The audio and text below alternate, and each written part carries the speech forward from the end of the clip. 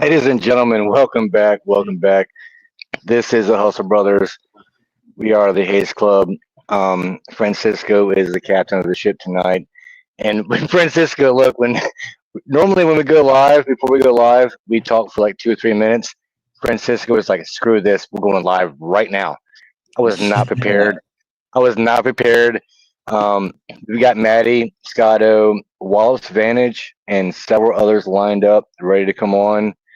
I was trying to explain to Francisco, like, hey man, I'm an idiot. I don't know how to send the links. That's not what I do. He's like, yeah, no problem. Just shut up and I'm going live. So we'll get you guys on really soon. Uh, Francisco's in charge of that. But this is a special edition coming on right after the guys. They did a great job today. Shout out to Vince, Scotto, Maddie. Again, those guys will be on here soon. Great show as always, guys. Great show. But yeah, special edition. It's my birthday. I'm old as fuck. I'm 49, close to 50, close to half a century. That's not old, Maybe we'll man. talk about. Yeah, dude, it's getting old, man. Getting By old. the way, happy birthday. I know I said it earlier this morning, but happy birthday again. I guess that's why we're doing this right after the weekly. And I agree with Exactly, everything you man. said. Those guys do a great job over there. They do a great job, man, and I appreciate it. And all the messages, man. All you guys on the comments and all the different chats I'm in. You guys are amazing. Um, it's not like Facebook where we always celebrate, but we got a family here. It's Rocket Lab. It is Haste Club. We do things differently. We are going to have a lot of fun today. We are going to deep dive into a few things that, as always, Francisco finds things that is obscure and outside the box. And these That's are things right. we've worked on for months, months and months and months. But before we get too far along, again, Francisco, how you doing, my friend? Doing great. I got somebody right off the bat for you. Look who's here. Wallops Vantage. He is on stage. Is my audio okay? Yeah, I can hear you. How you doing, man? Thanks for all the pictures, bro. Good. Yeah, is my audio good? Yeah, I can hear you. It's good. Audio's good, man. All Audio's right. great. Yeah, yeah. All right. It's a little spotty Photos, out here at Wallops with the connection sometimes. Oh yeah, I can imagine. Well, yeah, you you're got out some in, great pictures today. bro. Your photos, man. Your photos are spot on. Thank We're you, not too thank far you. away. I'm about 4 hours away, but uh, we've been talking about this in the chats, and we'll just go ahead and say it now. Maybe we've announced it before, but soon, very soon, we hope to get you out there live. Do a live feed. Hopefully, do a live launch, um, and we'll do one right here live on our live feed on YouTube, and you'll be the star of the show, man. You'll be the star of the Okay. show. I can't wait. Yeah. So how's it going out there? Like, you go there like you said every weekend, or what's Yeah. Yeah, I'm out here pretty frequently. I'm out here a lot more in the summer because no school and all that. But starting in Mhm. September, it'll probably only be every weekend. Oh, all right. So you in high school now? I'm assuming you Yep. are. Yes. Yes. Mm, We've got a nice. young buck on here, guys. I'm the old Yeah. guy. This is the young buck. He's gonna teach me a few things. Hopefully, I can help him, learn a few things as well. And as you heard, he's on Wallops, so maybe we can just all crash at his house. What do you think about that, man? I don't know about that. I'm sure he has to run it through his parents first. But another question, too, can you invest like through like your parents' accounts, or like you just like a fan and you just want to work Yeah. rockets? So that's kind of what I did a little bit. I just had them take a little bit of money out of mine, and they just invested it themselves, and that's my money for the future now. So Oh, that's great. Yeah, because that's awesome that you got in early in high yeah. school. I wish I did that. Me too. God knows, And me too. But hey, I'm doing that for my daughter, that's which great. is another reason to celebrate today because she just left today for college. I'll be out there tomorrow helping her get settled and settled in. But I'll be giving her money every month. and a portion of that money she's gonna be investing. I wish someone did that for me when I was her age at 18. Imagine where she could be at in 5 or 10 years. Yeah. Especially at Yeah. 18. I mean, early, you don't have to take risk. You can do more long term, more or less risky investing. Um, this isn't financial advice for anybody, but if you're young like that, man, you're 16, 17, 18, you're just getting investing. I don't think Rocket Lab is a risk personally, but things like the S&P, things that are always going to be there, always a smart advice, and those are the kind of things I'm looking at for my daughter long term. But man, yeah, great to have you on, man. Been trying to have you on for a while. Um, Again, we've got a few other people we're trying to get in here, and we are going to keep it laid back. We've already had the weekly. It is a Saturday. I've been celebrating way too much, way too much all day. Um, no excuses, no apologies. Gonna have a lot of fun tonight. We are going to deep dive into a few things, maybe one or two things here. Uh, so if you want to get your notepads out, take some notes. We are going to hit on Mineric. When it comes to Mineric and it comes to Rocket Lab, I've noticed, especially on other live streams, it's like the iceberg. There's a little tip of the top of the water that we see, but we're missing everything at the bottom. And everything below the water is where all the meat's at. And I'm seeing a lot of potential revenue coming out of the possibilities. Francisco, as always, stumbled across some gold today. It's something that Liam and I have discussed and hit on in the past when it comes to solar storage and energy storage and transfer. We'll get back to that a little bit later, but yeah, I didn't want you guys to think we're just here, just hanging out, acting like a bunch of fools. We will talk Rocket Lab. We will jump more into some stocks and some the things I hate the most, the numbers. Hopefully Scotto has a little time because I've got a question to Scotto. But we'll see how this goes, man. So far, so good. I'm having fun. Yeah, Chris. That's good. You're having fun out there. Like, maybe we can ask Wallops Vantage a few things because he goes there. He goes to Wallops all the time. I wonder what he thinks about that area and how what LC3 is looking. I mean, I'm sure it looks way different in person than in pictures. It's it's like, the first time I saw the pad with the lightning towers and when it started to really look like a launch pad, it's a lot bigger than it looks in the pictures. Really, Yeah, it's quite a big pad, even from a very far distance. really. Oh man, I can't wait to go out there and see it. Do we have water out there? Is like the Atlantic Ocean being drained? Is there no water around the eastern shore? Are we worried about water? That seems to be a big topic out there. But 80 years of launching the Wallops has never been a water issue. But what do you see out there, man? Do we have a water issue? Have you seen anything from Firefly? Popping up. I know they're going to be building out there soon as well. There's Oh some new yeah, water tank. that's a great question. They put you took a picture of Firefly. I guess they put the logo on that other water tank, right? The water tower. Yeah, yeah, their Yeah. logo is now on top of the old and Terry's pad water tower. Really? Yep. Really? Okay. Okay. So that makes sense. I mean, that makes sense. So they're moving in. What are they going to be basically building south of where Rocket Lab's building at currently?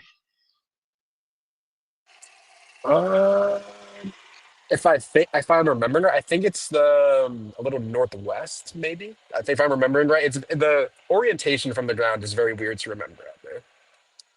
True. True. Okay. Yeah. Yeah. Okay. So I've got that exactly backwards. All right. That makes sense now. All right. Yeah. Yeah, Okay. so I'm are with they you. gonna build a new pad or are they gonna use the one there? What's it, Northrum that was using? Uh, they Yeah. will be using the one that Northrop Grumman had that used to launch in Okay. Terry's, and that pad, from what I've seen, it will be split between Firefly because, or not split, but because Firefly is building the new in Terry's 330, so that will be used for Firefly's rocket Right. and Right. Terry's. Interesting. Like, but Interesting. I'd assume they will have to build a new one for the Alpha rocket, right? Because isn't the Alpha smaller? I think it needs a Uh, different pad. Yeah. they could make it configurable, but we'll have to Okay. see because there hasn't been that much changes so far. Yeah.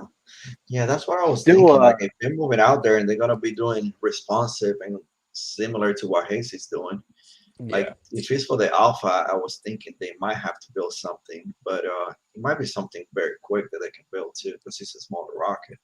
Hmm. But I was thinking that they for the bigger one, for the bigger rocket that they're working with Northrop Grumman, they're probably gonna use this the pad that's already out Are either you guys planning on investing in Firefly? I mean, right now, personally, I think the price there. evaluation is kind of insane. I mean, what are they, 51? Come on, man. Uh, I'm no genius, but math is math.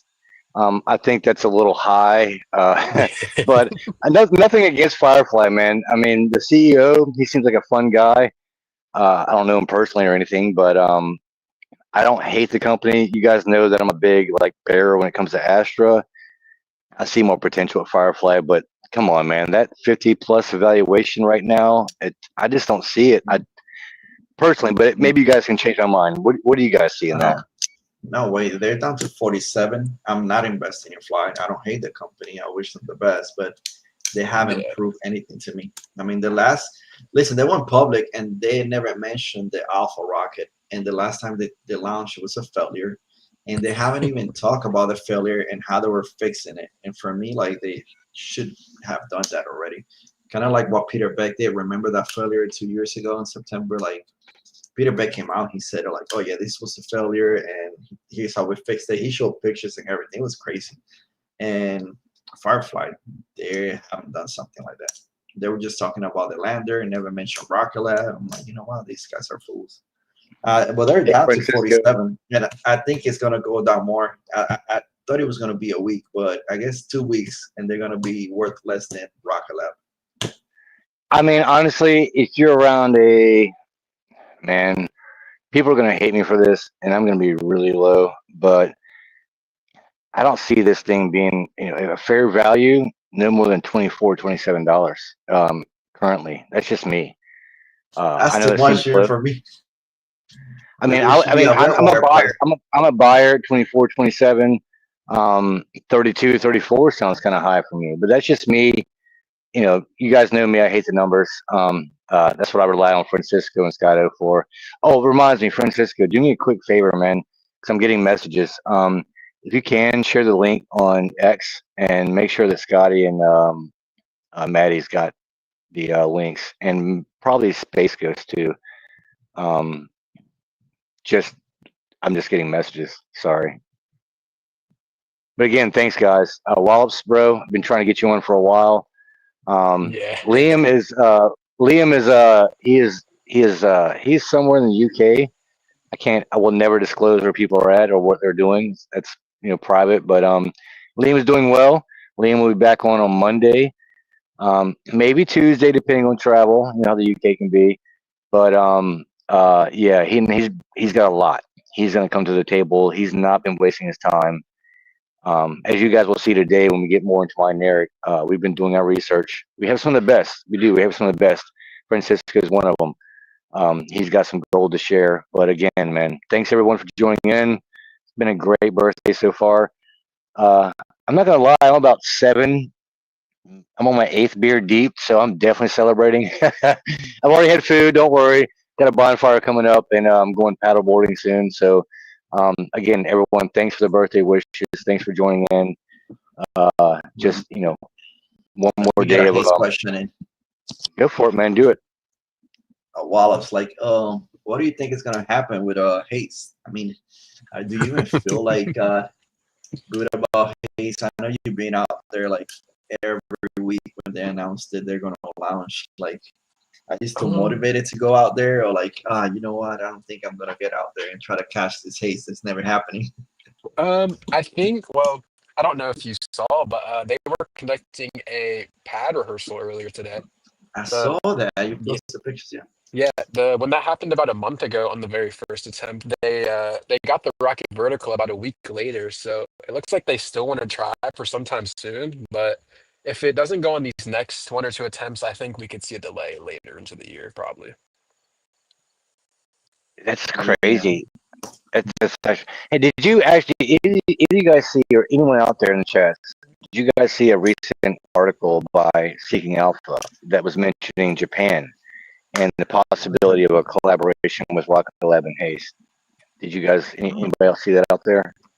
Yeah, I think I shared that one. Yeah, they were talking about that, but that's something that we already knew, and like they were talking about how Asia altogether is gonna be heating up, and they need launchers. We So maybe they'll have we knew about that 6 months ago, but I got fussed at and yelled at because I was like, they're like, that's not going to happen. So that was just me being humble and just asking if anyone saw the article because, yeah, man, we were right again. South Pacific's going to be huge for Rocket Lab, very huge. We have a lot of allies right in that area, a lot of potential, and they're all ramping up their space programs, not just in New Zealand, which I think, Francisco, didn't you share with me just today something about some kind of secret or top secret mission coming out of New Zealand soon? Do we know if that's going to be by New Zealand Space or is it going to be by Rocket Lab? Oh no, I mentioned it to you. I don't know. I think I saw it on Missy Blesses made a comment. Somebody posted that there were some like flight restrictions going out, like out of LC1, and I don't know who posted that. And like she posted, it said a haste with a question mark, but nobody replied. But that will be very crazy if we get a haste out of New Zealand, because I don't think that's happening anytime soon. But that would, I mean, I don't, you never know. That would be crazy though. I mean, you got the it could be because you have the hypersonics. What is it? The Dart. That's gonna go on a haze. So that, I guess that could be possible. It's very possible. We talked about it a few months ago. And remember, we saw a photo. This is probably at least 6, 8 months ago. We saw a photo and you sent it to me and you go, hey, Chris, is that a Haste rocket? And bro, it was a freaking Haste rocket. And that was at New Zealand. And I know that it's hard to distinguish between a Electron and a Haste sometimes, but the key is you look up the upper, um, the top portion of the rocket, and that's going to be the key as far as if it's going to be an Electron or Haste, because there's different, it's shaped differently. I think Haste has 3 or 4 different types. Electron is very close, but you got a keen eye like Francisco, and that's how you find those things. I didn't see it. I mean, I saw a picture 1,000 times, and he's like, "Hey, no, look right here, idiot." I'm like, "Oh yeah, yeah, yeah." With the fairing, the one they show a picture when the general was out there. The fairing. Yeah, dude. Coincidentally, when the general was out there as well, so I would not be surprised. Why couldn't he? I mean, it's possible, yeah, because it was out there. Yeah, it was like a Haste setup out there. So. Well, it's a small Electron. It's not hard to. Well, I can't say it's not hard because I'm not a rocket scientist, but it's a smaller Electron vehicle basically. I'm sure they have the same capabilities in New Zealand as they have in Wallops when it comes to configuring Electron to how they need it to perform. Yeah. What do you think, Wallops? We got a question for Wallops. I think Chris Pye saying like, Wallops, what's your camera and tripod setup? Any telephotos lenses you're drooling over? We can GoFundMe. Oh, I guess you got some fans that are willing to do some GoFundMe for you. Okay, so awesome. Yeah, maybe you can do it. Yeah, my main camera setup is a Canon EOS 90D with a Sigma 150 to 600 millimeter lens. Okay, I guess. I don't know much about that. My camera is my iPhone. That's as far as I go. We'll just say very good camera setup. That's my camera setup, and my tripod is my hand. Yeah, as you can tell. And for Go ahead. She's saying that. I'm just gonna say for tripod, I don't remember unfortunately, but it's a very beefy tripod, as you can see in some of the pictures I posted. Apparently, and I guess not a bad idea if you can do a GoFundMe. I'm sure on X you got a lot of people that follow you that be willing to donate something for better lenses. I mean, I'll donate for sure. That's a great idea. I mean, you're always going out there for all of us, so why not? Yeah, bro. Yeah. And believe me, when we do a Neutron party, we're going to need your help because, as you can see, I'm going live off my back porch, off my phone. Photo quality is not too bad, but it would be a lot better off your tripod and all your fancy gear. Yeah. So you might just have to plug into your stuff when we come out there for the Neutron. I have a backup camera actually that we could be able to use something for that. Oh, great. That's awesome. That's also his way of saying, Chris, you're old and you might drop something, so I'm not going to trust you with my camera. No, that's awesome, bro. That's awesome. I appreciate it, man. We're gonna have a lot of fun out there, guys. Yeah. We're gonna have a lot of fun out there. We got some comments here. You got GY Kiwi. He's saying no secret launch is Invictus Haze made launch earlier than expected for New Zealand. That's very interesting. So I guess he's saying that launch that we're talking about before the camera, like it might be the biggest Haze. Probably so. Sean's on top of really it. cool. Top of it. That's very interesting. Because I was expecting that one to launch like around October. Yeah. I really late September or mid October. That makes a lot of sense. I mean, what we're due, not with just the Victus, but what you said earlier with Dart. And that Dart mission is going to be sweet, man. That thing is going to be sweet. I mean, I think people are overlooking. It's not just another Haste. I mean, sorry, not just another Electron launch or Haste launch. I'm sorry. Again, I've had a few guys give me a break, but that mission, man, is a lot bigger than people realize. It's so easy, especially in the space industry, man. We're getting news left, right, and center. It's crazy coming out every day, regardless of who you follow. It could be Kratos, Redwire, SpaceX. Crazy news comes in every day. It's easy to overlook the small details, but that's a big detail. Much like the Mineric possibility. Again, we're going to get into that. But we're having too much fun. Hell, you might just not get into that. I don't know. People want to see your ride, man.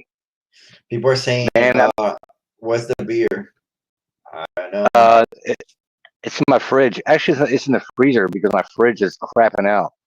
As you guys know, I'm poor and broke, so I just make do. No complaints. I've made it 49 years. I'll make it another 41, maybe. We'll see. Hopefully. Yeah, but Random, he was saying, "Where's the beer?" But anyways, like, what else they got? No, yeah, like there's a lot of stuff. Like the Victus Haze, there should be coming on pretty soon, and now you have the Blue Origin launch coming up for the twins. Hopefully that happens. Then you got Victus Haze. I mean, there's a few. I saw that. I saw that delayed. I thought that New Gloom was delayed, and I saw Scott O post that, and it's not like Scott O to post something that's not. I don't know. Blue Origin announced it on Thursday. I think they posted it on their page, like, "Oh yeah, they're going to launch on August 26th or 29th, something like that." But it says not earlier than NET, so I don't believe it. Still, the Rockets still have that's not very comforting. No. Oh, and Ringom, bro, thank you so much for staying awake. This guy's in Denmark. It's like, I don't know, what is it, like 4 in the morning there or something? I sent you a photo earlier, and I slowed down. I'm not gonna lie, I slowed down, so not gonna increase the count by so much. I'm trying to keep up, bro. I'm trying to keep up, but man, I'm old, man. Give me a break. But I'm enjoying myself. I'm having a great time. Thanks again for all the birthday wishes. You're the best, bro. You're the best. Yeah, awesome, man. Yeah, but no, like, what other missions do we have coming up? You got, I mean, the Victus Haze is gonna be big. That hypersonic start and Blue Origin, sending our satellites to Mars. Which that one's going to be a big one because that's going to put us ahead of a lot of people because the data that RKLB will collect on that mission is going to be priceless for future missions. Like, that's the way that I'm seeing it. I wanted them to launch it last year because I'm like, oh, the data we're going to get. I mean, it's almost a year since they were supposed to launch, but I was like, that data was going to be priceless for us to send more satellites out there. Like, everybody's going to put communication satellites out there, and obviously, with the Mineric thing, like the laser comms, like that will be great. But I guess we'll be getting that data pretty soon. The great thing is, that's all backlog. It's just a matter of when and not if. No, yeah, I get that. What I'm saying, like, I would have loved for them to be out there already collecting data because that data is priceless. Oh, most definitely, Yeah, most definitely. 100% on page with you.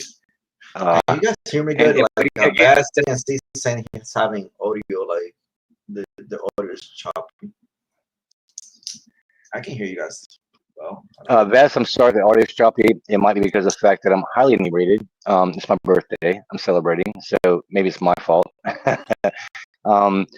But back to what you're saying, Francisco. As far as backlog, you're right. You're right. Um, but we do have the rare chance of having Wallops Vantage on here, and he does have the advantage of seeing Wallops. Um, Yeah, we gotta. and everyone's kind of like questioning Neutron, and this guy has the advantage of seeing the actual progression. And I got to ask you, Wallops, man, what is your opinion? Are we on track as far as Wallops? Do you think we're gonna, is that cutting ceremony just gonna be for show? Do you think we're gonna be opening up? Are we moving forward? Do you think we're gonna see a Neutron launch this year? What are your thoughts? I mean, you're on the ground, bro. I mean, what are your thoughts? I okay. My opinion is the pad. In my opinion, the pad is pretty much ready. I think the production site needs to pick up the pace a bit if we want to see a launch this year. My personal opinion, I think we see a Neutron launch in Q1 of 2026. I'm My like, personal I'm with opinion. you on that one. I'm like, if we get it, we're gonna. Damn, We said that damn. they like December 13, or it's gonna slide to 2026. So I'm like leaning with just what you said. I agree. You know what? I gotta agree too. I mean, a few months ago, I got ridiculed and I got nailed, man. I got messages. People, it was like borderline death threats. Like, how dare you possibly say that Neutron's going to be delayed? And that just meant like delayed like a month or two. But that's not even a delay though. It's the people confuse this stuff.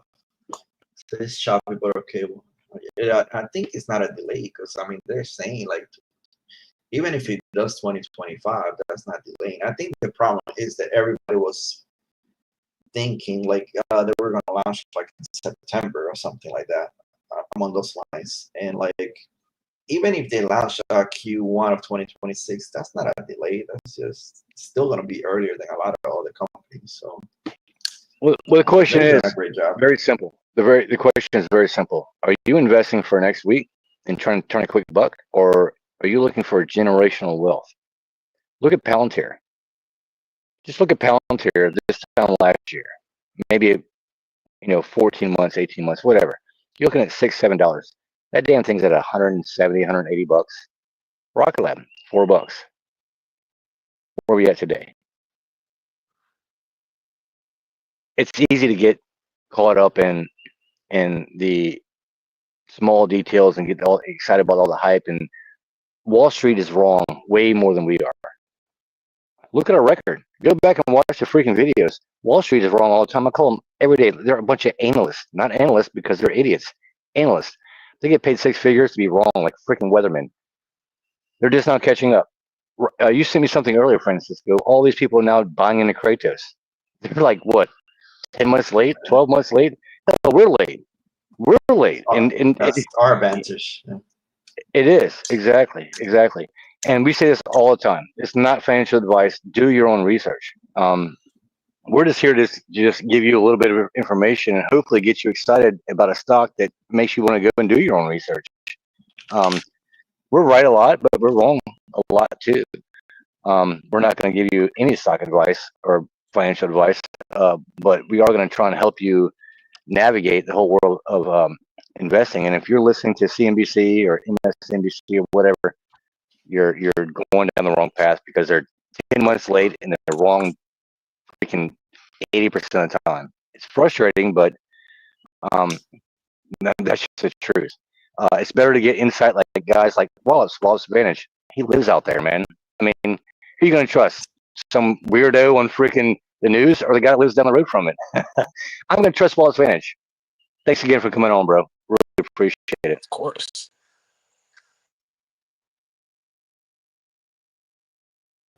So Chris, what else you got? Like, how was your week?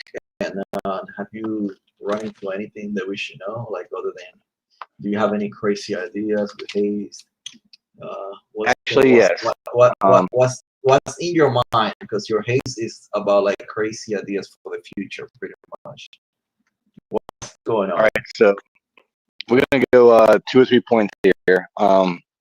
Actually, we already hit on the Asia and expansion into Japan. I believe Taiwan. We're already in Australia. New Zealand is expanding. Haste is the key, the gateway for Neutron moving into the future. with all allied countries. But I want to get back into Mineric. Again, what I said earlier, the majority of us, we've seen the possible acquisition, and no one really decided, hey, I'm going to do some research and look into it. It's kind of scary. They have horrible, horrible leadership, not from Beck, but from the company, from the company itself. A lot of potential. The history that some of the companies, some of the contracts they've had are amazing, but they've been handled horribly. So I think a lot of people just kind of stepping away and not going, hey, I don't want to make any predictions, but that's what we do here, right? We make predictions, we put ourselves out there, we say crazy stuff, and if we're wrong, we're wrong. But hey, go back and watch the videos. That's all I'm going to say. Just go back and watch the videos. Me and Liam were talking about the possibility of storing solar energy, using the company we have now, Solera, storing energy into a photon bus, which there is a photon bus that can be modified very easily to store it. Actually, it already does. I can't remember the name of which one it is. It's like 3 or 4 photon buses, but one of them does have the capability of storing energy. We modify that slightly. Now it can be basically an energy station in space. Well, how do you transfer that energy? Lasers. Lasers is how you transfer it. And the biggest objection we had was, well, Earth has this crazy atmosphere, and you got to worry about weather and blah, blah, blah, blah. I get that. 100% right. 100% right. And that's an issue. But if we're talking about long term, and we're looking into long term space, and we're looking at ISS stations and commercial travel stations around the Earth, and companies going to the moon and going as far as Mars and Titan and all these other places, there's no atmosphere out there. It's cheaper just to build and store energy in space. It's cheaper to transfer that energy. How are we going to be able to go up to the moon there? It's calling. Right? We're not just going to go up there and start building power stations. Where are we going to get that power from?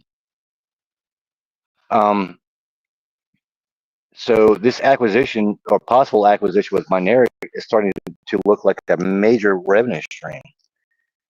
Major revenue stream. I think you're pretty much like maybe in the future, yeah, down the road. I know that what do we got? We got Solera, like you said, one of the biggest. What is it, like top 3? There's 3 big companies in space solar, and Solera is like one of the best ones, one of the most efficient, I believe, at one point. So you add that, the government gave them money to expand, like double the size of their factory, and that might be a reason. So you might be going down the right path. And then they have worked with DARPA and the Air Force Research Lab. So has Mineric. They have done work with DARPA too. So Exactly. I don't know, there might be something. Exactly. I don't know if they have the lasers, the right lasers post that link power you down, sent me earlier. Bro, post that link you sent me earlier. Post that link you sent me earlier. It's all right there in black and white. This is not a conspiracy theory. This is something that they're already working on. This is something that they're already considering, and they're already working around the atmospheric conditions and all that stuff. And again, that's just the Earth. Yes, it's cheaper to store energy in space and transfer to Earth. A lot cheaper than it is to do it on Earth. We have that obstacle of the atmosphere. But again, if we're going to move out to the moon and have stations on the moon, Mars, etc., yeah, it's in the future. But yeah, they're like the future is not far away. I'm 49 years old today. Trust me, the future is not far away. But here's the deal.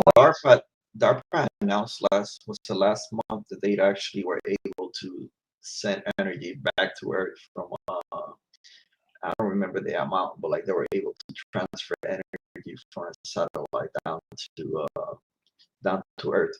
So Yep. yeah, I think there's something at some point there's gonna be a need for that. I don't know if it's gonna be next year. I'm sure it's gonna take a little bit. That's down the road, but we might use it for that. You might need it for even satellites if they start doing data centers, whatever they do out in space. Maybe you need you need them for that. Maybe you need them for the moon.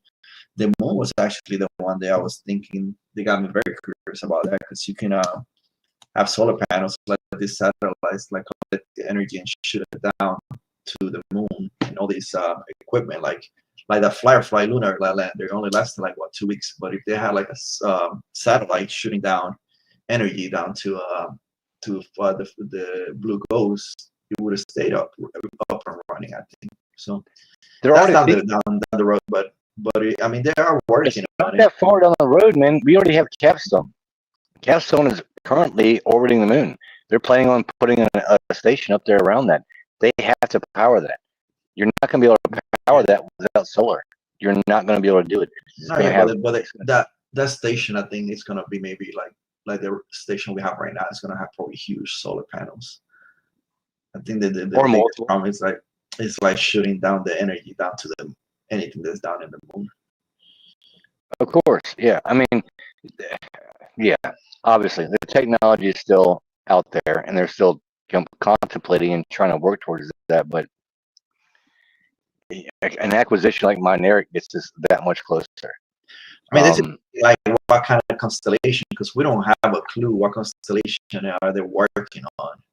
And I think this could be because the end goal of RKLB, what Peter Beck and Adam Spice have said is like they're trying to do like what is this SaaS, like space as a service. And I think that's what they're shooting for. Oh look, Scott was here. Let me put him on. What's up, guys? How you doing, Brother? Scott, Happy birthday, Chris. Thank you, brother. Thank you so much, man. How's the family? How you holding up, brother? You need sleep? No, no, it's great to hear, but yeah, running on fumes, but it's fantastic, man. It's great. Hey, I've always said, man, no offense to all you out there that's a single child or if you have one kid, but I always said that you don't really understand what it's like to become a parent until you have that second one. Mhm. It's a whole new world. Am I right, brother? Am I right? Oh yeah, It's just different. yeah. Yeah. We had the first one on lock, and we're like, you know what? I think we got this. We did. Bro, when I had my third, we kind of got used to having two because like one parent to one child. But when that third comes around, you don't have extra hands. You can't grow extra body parts to guard them. So thank you for helping repopulate the world. I'm happy that you're happy. Wife and kids are happy and healthy. That's awesome. But as you may have heard, man, we started diving into Mineric a little bit.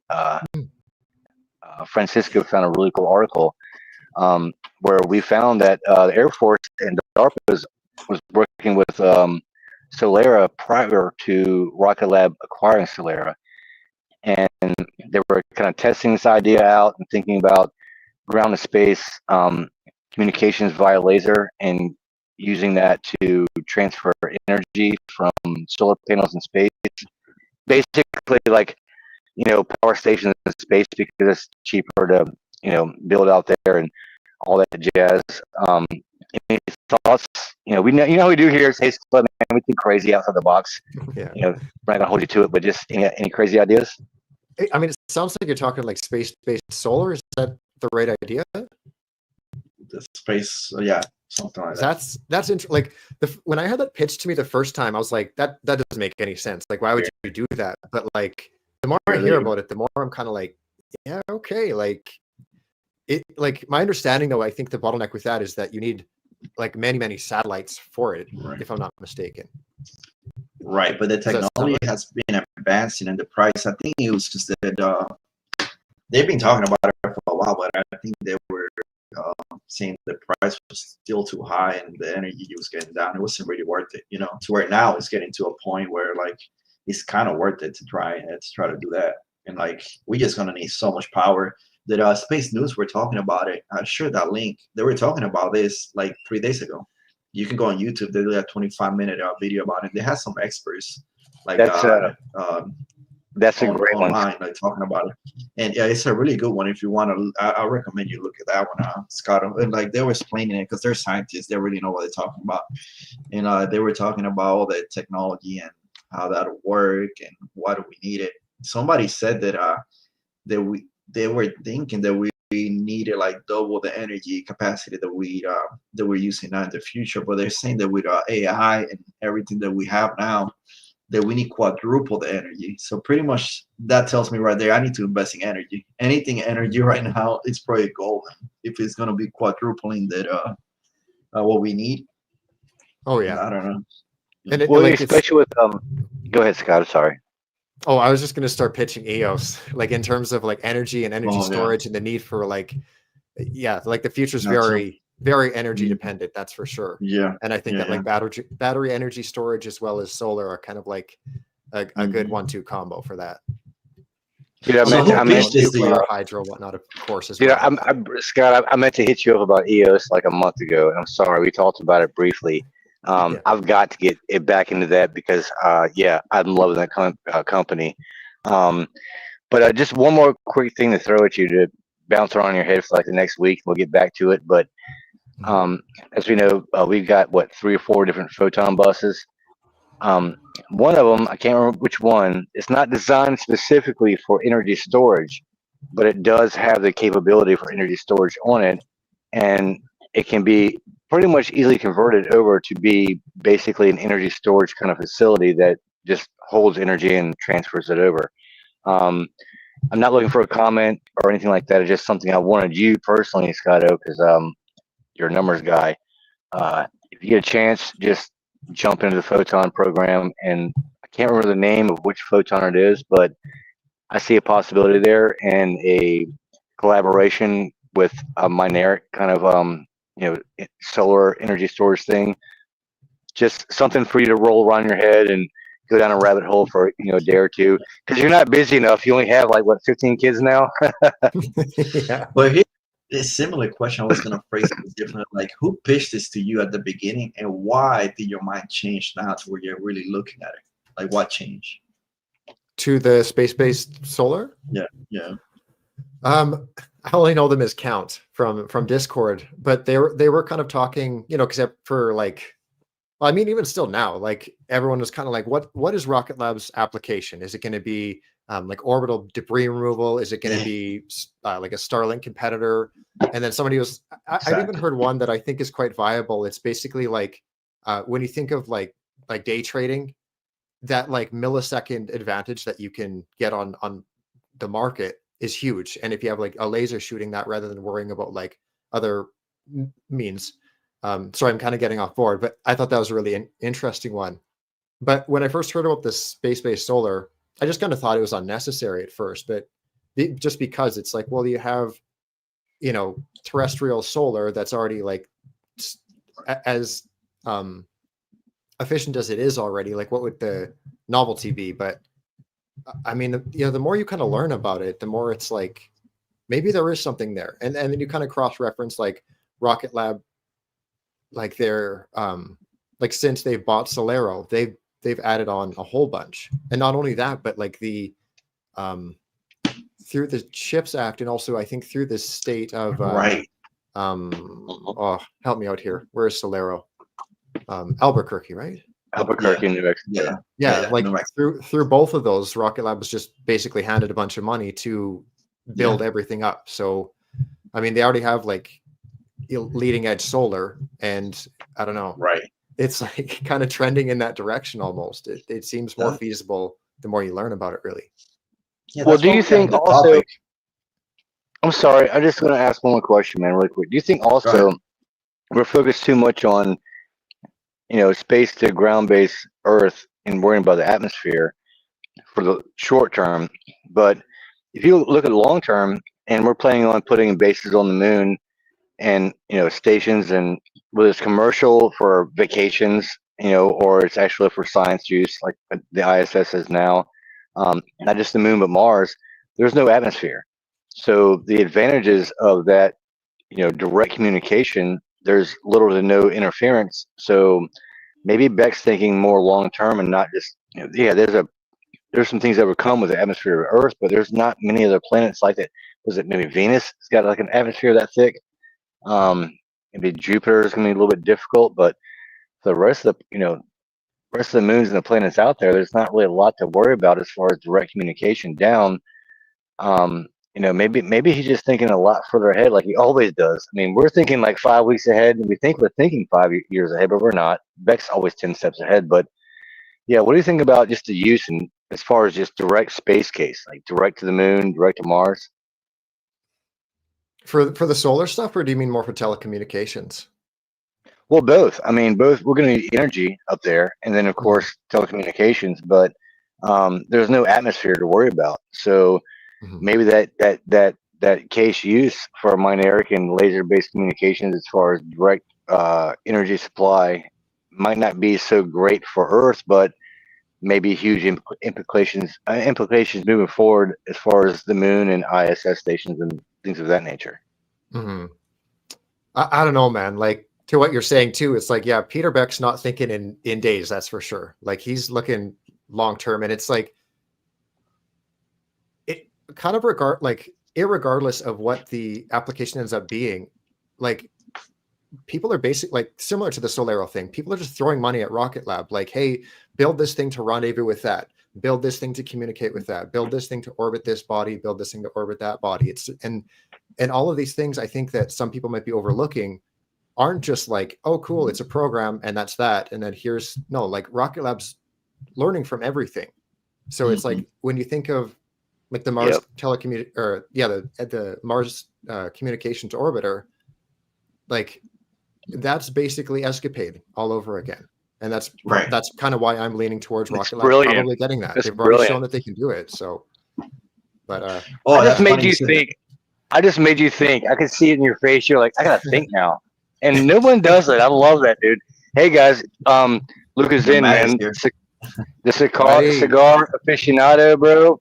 I did not get a cigar today. I wanted to, just in honor of you, but I'm a little broke because I was not gonna get a cheap cigar. But I'm gonna do it right. So no point in wasting my time. But bro, thanks for coming on. Love seeing you. Happy birthday, brother. Thanks, man. Thanks. Enjoy the weekly. You guys are awesome as always. Great info, man. If you guys don't already follow these guys, man, you're crazy. Follow Maddie, follow Scotto. Best info in the game. These guys are great. What is this free publicity that you're doing for Hustle Brothers? Me? They don't even have to show up anymore. They just have Francisco and Chris going live. I know. they don't show up. Like I never wanted to do YouTube to begin with. And I'm like, all right, Chris, you need a head. I need to figure out, like how can I hire you to run my channel for me when I'm at work? Brother, whenever you need help, like send me the link. I'll get on it for you. Yeah. It's like a French kitchen, dude. It's like a French kitchen. Francisco is now the sous chef. I'm back here chopping up the salads as fast as I can to keep up. I'll have Wallops Vantage. I'll send him a camera. He can just start streaming live. And we'll get everybody on here. Nice to meet you, man. Nice to meet you too, brother. Yeah, I always follow you. You guys make it hard for me on the weekly, because I tried every weekend to click on somebody else's YouTube channel.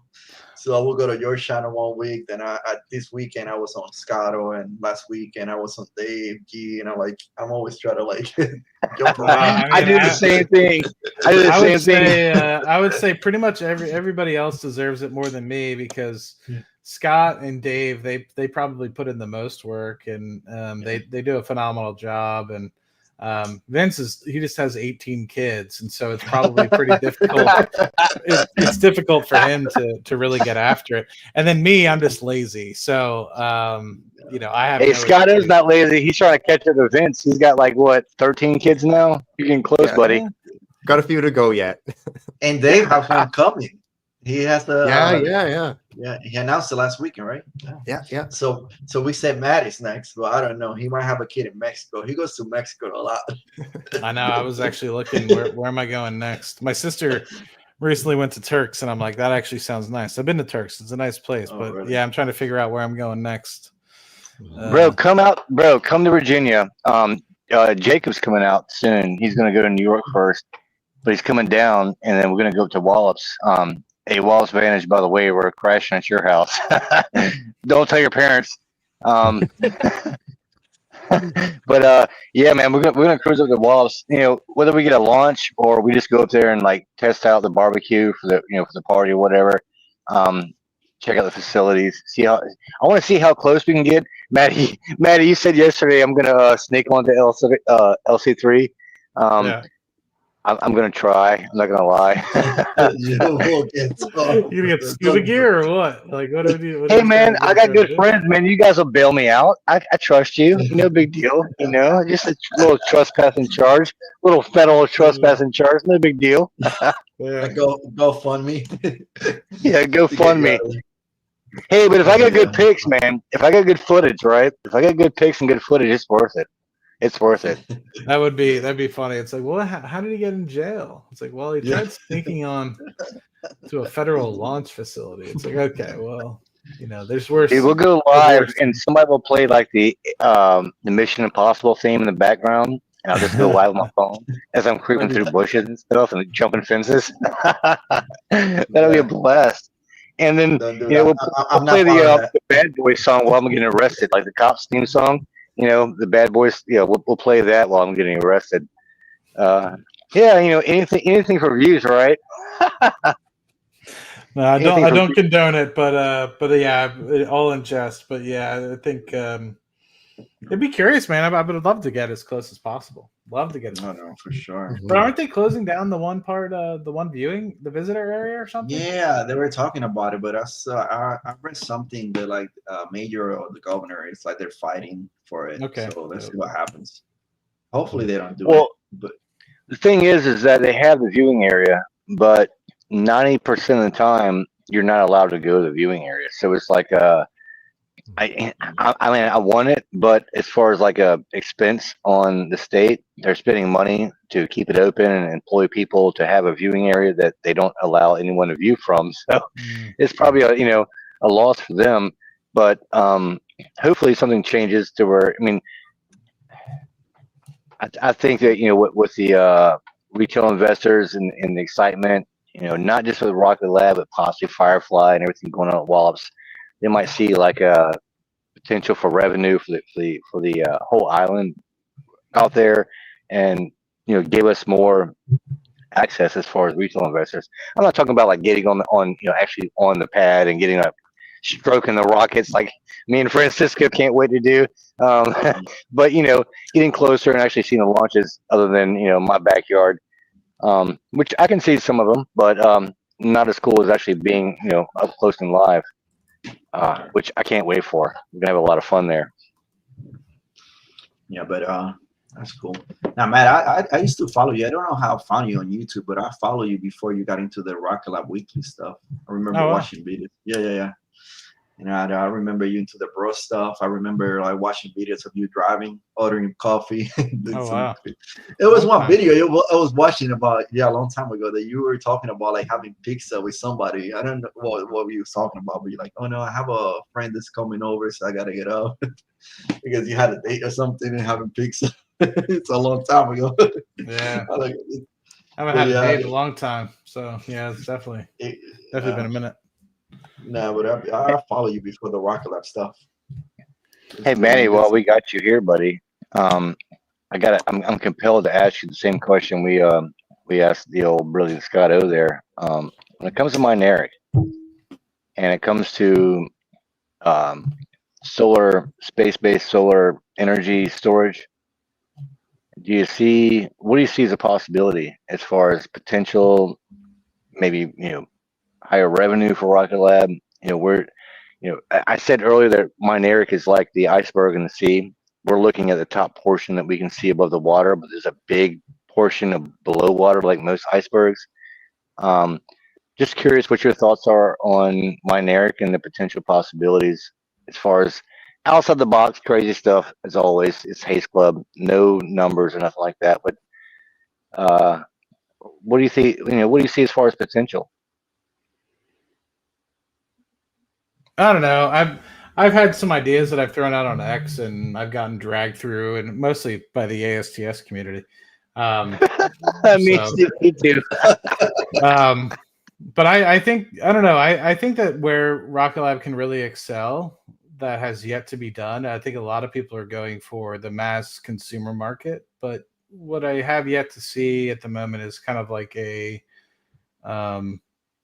VPN like market that could be utilized for private networks that can be really for remote operations specific. And then maybe that is kind of what the Space Development Agency is going for the Space Force and things like that, right? That's primarily what they're going for. But maybe somebody like a Google or a Microsoft or whoever would want to have multiple satellites so that in case they need to access remote documentation or whatever from anywhere in the world, they have access to that, and they can utilize Mineric having a much more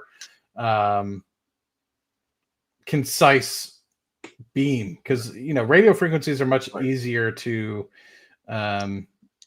interrupt, so they're much more easier to get in contact with.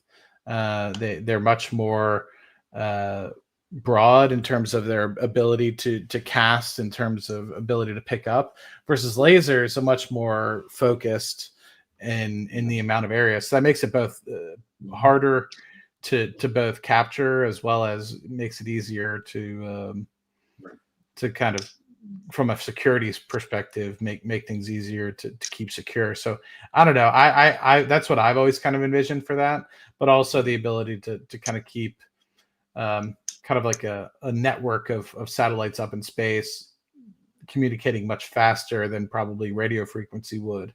And also much more data, because I think there's limitations with radio frequency in terms of data capacity, right? And ability to send massive amounts of data quickly. And we know as we move more and more data, and we expect streaming and things to the like, I mean, that's awesome that we're able to send text messages and get 5 megabytes per second, maybe, upload speeds or something, or download speeds in remote locations. But eventually people are going to want to be able to play, video games and stream and do things, like everybody else. And that would require, 150 to 200 megabytes per second. Is that going to require lasers? I don't know. I don't know. I'm not as intelligent, but what I've heard and what I anticipate from what Peter has said is that lasers are the future. And so I respect him because he does know. And I'm just a guy that trusts in Peter and his experience. But I'll just be honest, I don't know. I don't know.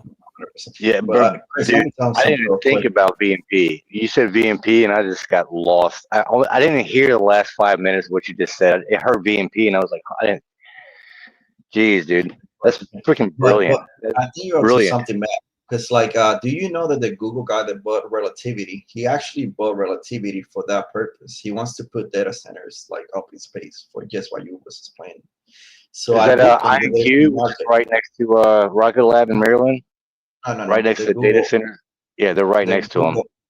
Google guy bought Relativity, and his plan is to do data centers up in space to do what you was just talking about, Matt. So that, I think there is a market for that, and I hope that Rocket Lab goes for that too. That's very interesting to me. Dude, they were bought up. IQ bought out Relativity. IQ is based. And IQ bought Capella. Oh, Capella. I'm sorry, I got mixed up. You're right. Yeah. But same thought process there, right? Same thought process. You're looking at data centers. I think a lot of people are overlooking the use case for data centers. And the INQ company that did buy out Capella, like you just said, I'm sorry, I got mixed up. They're right next to the Maryland complex for that Rocket Lab is leasing out of from Lockheed. And that's where most of the data centers are going in. Northern Virginia, Lower Maryland. I don't think that's a coincidence. Maybe I'm wrong. And again, this is probably 5-10 years out. But there's an advantage of I guess profit margin, for lack of better words, when you're building in space, as we're seeing with Varda. They've proven that already. We're still a bit ways out, but it's fun to speculate, and that's what we do here. I mean, it's just we're not. This is not financial advice. We're just having fun. We're just speculating, throwing ideas. We're wrong a lot, but when we're right, man, we're right, and it does have a significant difference on your choices when it comes to investing and looking forward to your long-term investments. And then after that, like before you got on, like Scott was like he was talking about space solar, like beaming energy down to Earth, or maybe we can use it up in space and maybe the moon. And I found out that like Solero, I don't know if you knew this map with Solero, they did work with the Air Force research laboratories and also with DARPA back in the day for energy, like energy stuff from space energy down to Earth. And I'm like, oh, that's interesting. And Rocket Lab bought them out, obviously, after that. And they can be a case for that too. There may be a power constellation, because we were talking about how the planet is going to need a lot more power. What do you think on that? I mean, we just trying to figure out what constellation are we going to get from Rocket Lab, where the possibilities. Yeah, we talked about some of this, and Maddie and Scotto can both tell you, if you go outside the box and you think about, hey, I don't have the numbers to prove all this, but this is kind of the direction I'm thinking, you'll get nailed in the comments. They'll dry you through the trash, and I guess justified in some way. But the post that Francisco put up earlier is something that we talked about, I don't know, 3 or 4 weeks ago, and we got nailed. We did. People are like, you're crazy. There's no way we can, laser transfer solar power down to the Earth. And we didn't see this article. We were just kind of like speculating and thinking, what's the possibilities of Mineric? Well, Francisco found some gold today. And he found this article where, yes, Air Force and DARPA, they've already been thinking about this, working with Mineric, coincidentally. So we weren't Solero, too far off. not Mineric, they work with Solero. Solera, yeah, not Mineric, but Solera. But yeah, again, we weren't too far off base in our idea of thinking that there's a good possibility that we can store energy in space, via solar and transfer it down via laser. What do you think about that, man? You an energy guy? I know nothing about transfer of lasers with energy, but what I will say is, and it's pretty interesting, and I actually would love an update on this, is Solero is a premier business. I mean, I think anybody could say that. And what I would love to see is an Investor Day update, because the last thing I've seen in terms of the efficiency of those Solero, and I know I'm dancing around your question, but just want to throw some numbers out there. The September 2022 investor deck had some really key fundamental information around the efficiency that Solero solar panels had, and comparatively to the efficiency that we have of like just normal terrestrial sort of solar panels, not even solar panels that go up into space, is like a magnitude lower for most normal solar panels that we have. And then you have these Solero solar panels that not only are thinner, but almost like a magnitude above in terms of efficiency, like encroaching on more than 30% efficiency in being much thinner, lightweight, like to that extent, like you just very impressive. I would love to see how they've progressed since then. Obviously being almost 3 years to the day since there's been a last investor deck presentation rolled out. And also other progress, because it's literally the company has grown, and I hate to even ask that because they're growing so much. Like coming up with an investor deck like that from like September 2022 to now, like obviously that's going to drag on them. Like that's a lot of resources to put something like that beautifully together. A lot of resources. So I hate that, like to ask that, but at the same time, it's so cool. And I rely so much as an investor and refer to that so much. But at the same time, it's like, do I want them focusing on that, or do I want them just executing? Like, but anyway, going back to where you're at, Francisco, like that's really cool. I know nothing about being able to move that. Like if you ask me where to drill for oil, if you give me a geologist, a geophysicist, I might be able to give you some ideas. Or if you tell me, hey, I got an LNG facility and I think I can move it from here to here, I might be able to give you something. But solar panels and stuff like that, that's where I get a little bit lost. Yeah, I have two questions. Their efficiency is 34%. Yeah, go ahead, Doctor. Not bad. All right, I've got two questions. One for Maddie, one for Scotto.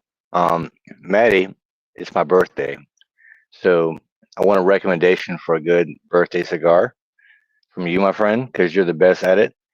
And Scott O, you're my numbers guy, and I want you to think back because I saw you thinking. I know when Scott O's thinking, he's like rubbing his chin, he's like nodding his head. Go back to everything Maddie just said in the last 5 or 7 minutes, and give me some numbers on some reality if you can. And again, we don't hold anything, we don't hold anybody to the truth.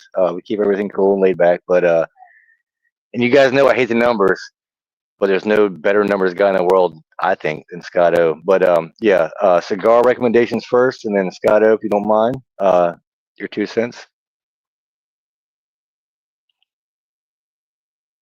What's your price point? Do you have one? Because you can. I'd say around the about $30-$40 range. Oh fuck! Okay, rich bastard. Okay. No, I'm poor. I'm poor, but it's my birthday. I splurge once a year. Once a year. Well, Tomorrow I'm gonna. I don't normally spend that much on cigars. I'll be honest with you. Great. So like $5 to $7. Let's do it that way. Yeah. Well, if you're looking $5-7, normally like a really good one, just for like a normal everyday sort of cigar. If you're looking for something that you like can test out and whether or not like a good Padron, like I think it's like the 6000 series. That's like a really good one. It's actually pretty cheap. That's not going to put you off a lot of money, and it's below $10. And that's like a good everyday. Like so that way, like if you're a guy that ends up smoking a cigar every day or like every weekend, you're not going to break the bank. And it's, in my opinion, high quality tobacco. And love it. It's not going to put you back, right? You're not going to buy a box of those and like have to tell your wife that you can't buy her a purse or something because of that. That works out too, because for the party, Fool's Gold has already said he's buying all the drinks, right? So I'm going to go ahead and put it on you, Fool's Gold, if you're listening. I'm taking advice from Maddie because that's what I'm going to put on you too. So whatever Maddie says is what you're going to buy for everyone. So you're buying the cigars and the drinks, buddy. But if you want like a celebratory, I don't know. I mean, that's a good everyday cigar. And then I want to hand it to Scotto because he's the smart one. And a good everyday cigar. What's a good? Some ones that I like in that range, like the 10 to 20 range. I like a good Oliva Series V. I haven't had one of those. That's kind of like a lighter smoke, but it's got some punch to it. But I'm more of like a medium to medium full guy. I don't like a serious full, but I like a good medium to medium full bodied cigar. So keep that. And I'm more of a Nicaraguan kind of guy rather than like a Dominican. Dominican, no offense to anybody out there. I know I've gotten some flack on that in the past. It has a little bit more of an earthy flavor to it than I like. I like a little bit higher flavor profiles, a little bit more nuttiness to it than the earthiness that I get from the Dominican. So I'm more of a Nicaraguan guy when it comes to that. But so I do like a lot of the Rocky Patels. My cigar store doesn't really do that. So the Rocky Patel Decade's a really good one. A lot of the Padrones are good, but the Padrones generally go north of 20. My father does a really good group of cigars. What's another good one? Oh, one of my favorites actually is the Alec Bradley Prenzado. That was like I think 2013 Cigar Aficionado like cigar of the year or something like that. And I'll leave it at that. That gives you a couple in the 10 to 20 range. Bro, I love it. Do me a solid, man. You know I'm Dominican, Matt, right? I know. That's why I said some people, might get offended. I don't get offended. I know what you're saying. Do me a solid, man. You got to send those to me and bring one or two along for the Neutron party. Absolutely. For sure. Yeah, Scotto. Dude, we get the best info. I don't care if it's Rocket Lab, Red Wire, or cigars. We got it right here. This is the best. Yeah, Scotto is my quant. This is our numbers guy. He's had a few moments to think now. Is it because he wears glasses or messed up? No, dude. Have you seen his videos? I mean, he's brilliant. I kind of fall asleep sometimes because you guys know I hate the numbers. I hate them. It's boring. But Scott loves them. He's like, I'm gonna do math today. I can't wait. I can't do it, but I don't have to because I got Scotto, I got Francisco, I got Maddie, I got these guys. That's what makes this community so amazing, is that we all have our strengths. My strength is I think crazy outside the box, and you're like, Chris is dumb. Don't follow Chris. That's my strength. But anyway, yeah, Scott, man, you had a few minutes to think about it. Um, don't gotta always give us the numbers, man, but love to hear what you're thinking, bro.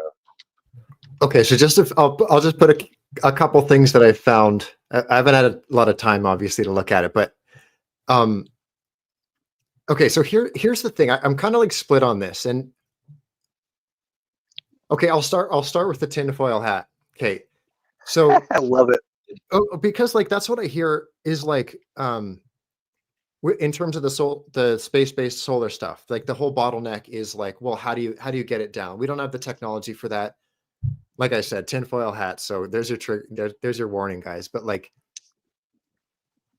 if you guys are familiar with direct energy weapons, right? It's like you mentioned that, and it's like, oh, conspiracy theory. But then it's like, at this point, it's like, okay, is it really a conspiracy theory? Because like I don't know. I'll let you guys fall down that rabbit hole on your own. Essentially, what I'm getting at though is these direct energy weapons are just lasers and microwaves. Guess what? The space-based solar is lasers and microwaves being shot from space. So what I have been able to find is that there is a geostationary orbit constellation proposed by the UK. It would take 25 satellites, and that would provide 50 gigawatts per year.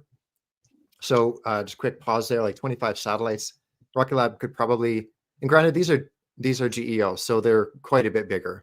But if Rocket Lab was able to build those for what, like 10 million a pop, probably, if they're really cranking them out. Of course, it depends on the size of the constellation. If they're only going to be building 25, then you could probably expect that to be quite a bit higher. But again, we're just throwing numbers around here. 25 satellites equals 50 gigawatts per year. Scrolling down a bit, that would be the average household is 1.2 kilowatts average power per year.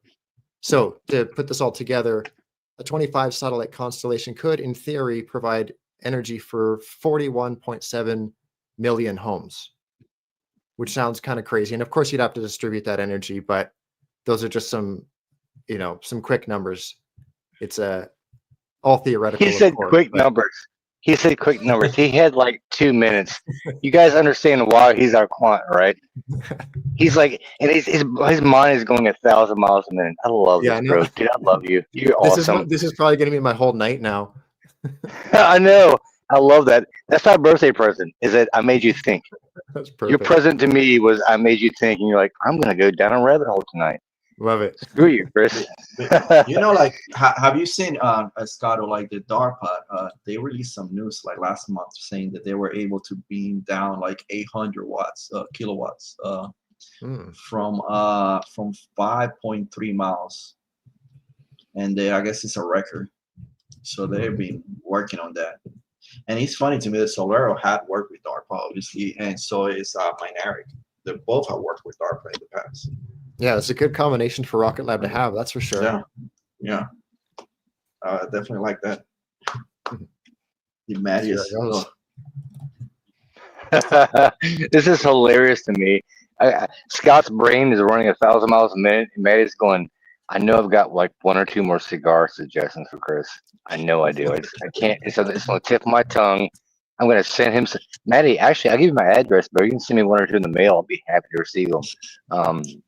But again, dude, I know Wallops is kind of far from you. You're in, Dubai or Mexico. I don't know where you're at right now.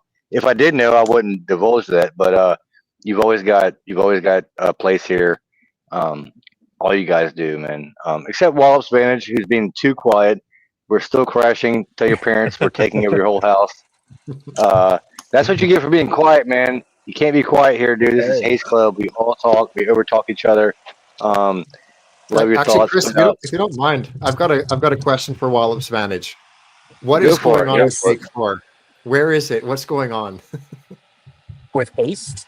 Yeah, with Jake 4, with that Haste launch that was supposed to be like a month and a half now. Yeah. So it was about a week ago now. It was assumed that the rocket was still horizontal at the pad after being removed, but it went back. but it looks like they took it back to the integration and control facility, and that's where it's currently stored. But the trailer has been moved into the preparation position for when they get ready to open the door and move it into the transport trailer. And the truck has also gotten ready as well.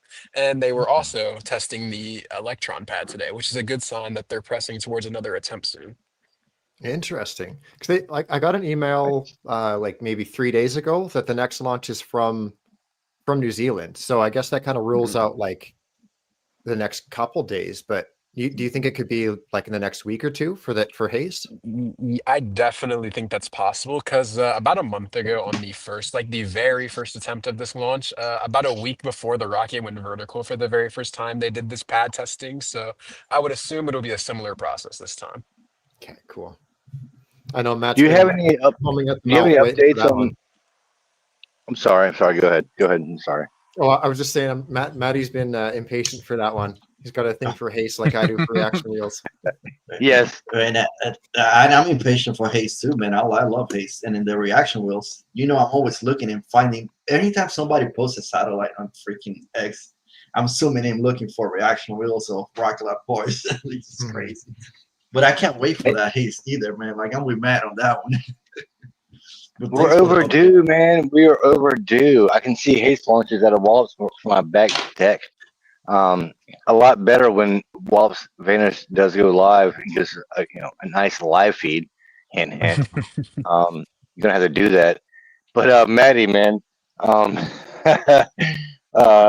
much fun are you having over there, man? And considering the last few minutes, your thought process on on moving forward. What are you thinking? Right now, well, I looked up on Grok the last 25 years of cigar aficionado top-rated cigars. So I've gone down that rabbit hole. So that's what I've been doing for the past 5 minutes while Scott's been asking about Haste to Wallops Vantage, and Wallops Vantage gave us a good idea as to what he's been doing, sneaking onto the island over there and figuring out what the trailers are up to and what's going on. Well, that's awesome. But it's we good got to have friends that have money so I can get bailed out when I sneak on. That's what I have you guys for. I'm the poor guy that's willing to sneak out there, but you guys are bailing me out. Yeah, let's do it. Let's have some fun. You will love this one. Like Brett had a comment saying, "Oh, we got a full house," but we got a comment from SpongeBob Rob, and he's from New Zealand. It's crazy how many investors we got from New Zealand. But he's saying that right now they have a no-fly zone in place in New Zealand, and it's for a secret customer. So so we might get our launch any time now. I don't know if it's today or any day now. Yeah, Maddie, Scotto, I gotta ask you this, man. I gotta. Me and Francisco talked about this before. Odds on a Haste launch out of New Zealand. What are you guys thinking about that? As far as we're moving Haste further out. You think that it's a possibility in the next 6 months, 6 years? I mean, I see it moving. I mean, we're already at hypersonics. We're looking at other countries in the South Pacific picking up the Haste program. EU's already doing it. France, we already know this kind of stuff. But what are your thoughts on more expansion on the Haste program and where possibly next? I mean, Maddie, this is you. I think you asked Peter directly, right, for this one? Yeah. So I've asked in the past.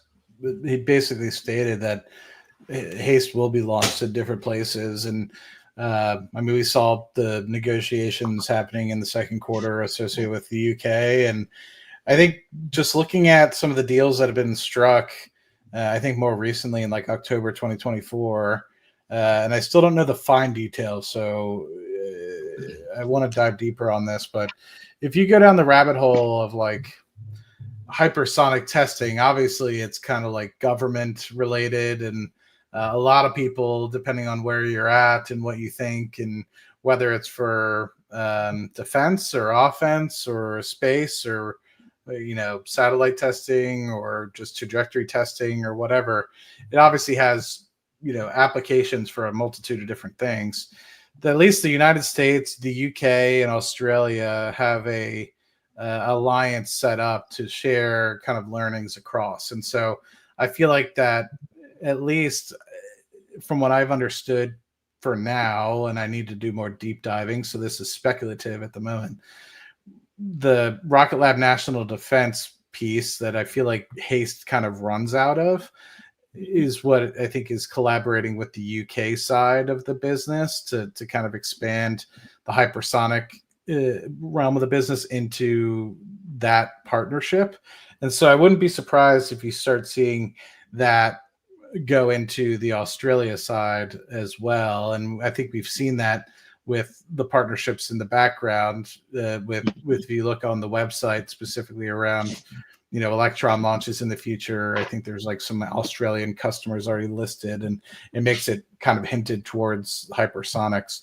So I wouldn't be surprised. 6 months, I don't know. That might be a little bit too soon, but within the next 5 years, I wouldn't be surprised if you see a launch from somewhere other than Launch Complex 2.